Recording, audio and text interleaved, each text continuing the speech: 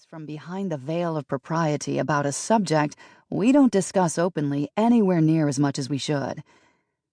It's grounded in testimonies about the way music ripped down that veil, or made it into a costume its makers could drop to reveal themselves. This is not the standard history of guitar heroes and superstars, though some do appear here. It belongs equally to the dancers in the crowd, the groupies backstage, the couples huddled in the corner as a greasy band lays down the blues. My account doesn't contain everything I wish it could. Another volume would give Latin music much more of its due and reach across the ocean to England more often and go into inner space on the electronic waves of techno and rave. A whole volume could be written on the rap life of Nicki Minaj, someone who makes only a brief appearance here. That's one thing about popular music. Despite the canonizing efforts of certain thinkers and industry types, at its heart, it's anti-hierarchical and inexhaustible, always renewing itself and skewing its own history in the process. As I explored its many avenues, I found that certain ones connected to illuminate the story I wanted to tell, of how the people of a nation founded in both liberty and oppression found a way to abide together by dancing and singing together, and eventually by listening to strangers who did those things in different ways.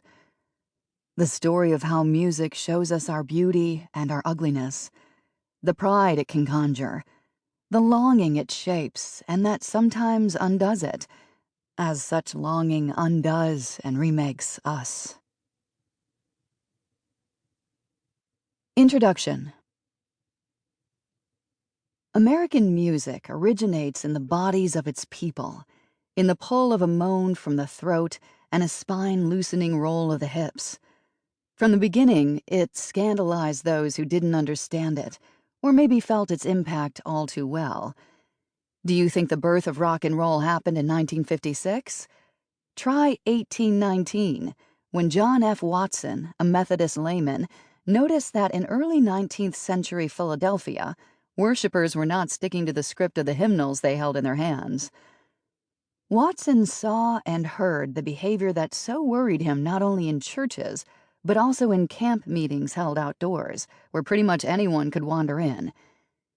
He described what he witnessed in a religious tract with the finger-wagging title, Methodist Error, or Friendly Christian Advice to Those Methodists Who Indulge in Extravagant Religious Emotions and Bodily Exercises. We have, too, a growing evil in the practices of singing in our places of public and society worship, merry airs adapted from old songs to hymns of our composing, often miserable as poetry and senseless as matter, and most frequently composed and first sung by the illiterate blacks of the society. These combinations of holy and profane texts, and of African and European musical sources, stimulated excessive behavior. Folks would just keep going all night long, and spiritual vanity in participants, Watson thought.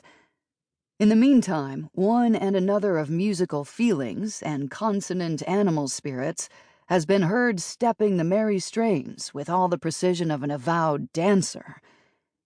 In other words, the subjects of Watson's concern weren't just singing. They were shaking it, baby, shaking it. The religious practice, he observed, a form that eventually became crystallized within the ring shout, a fluid series of movements blended with call and response singing that Africans had carried over through the horrific Middle Passage and into their enslavement, had parallels outside the church, in dances from around the world performed in the streets of new cities and at rural fairs and holiday celebrations. It also echoed the rituals of the natives that early Americans encountered. But what were the animal spirits he mentioned? The phrase sounds racist to contemporary ears, invoking ideas of the primitive often attached to both African Americans and Native people. In Watson's time, it signified something else, an ancient philosophical concept that also shows up in Descartes and many post-Enlightenment religious writings, rooted in the word anima, a name for the soul. Perhaps it's more useful now to call them animating spirits, the ineffable mobilizing forces that make people feel alive. These spirits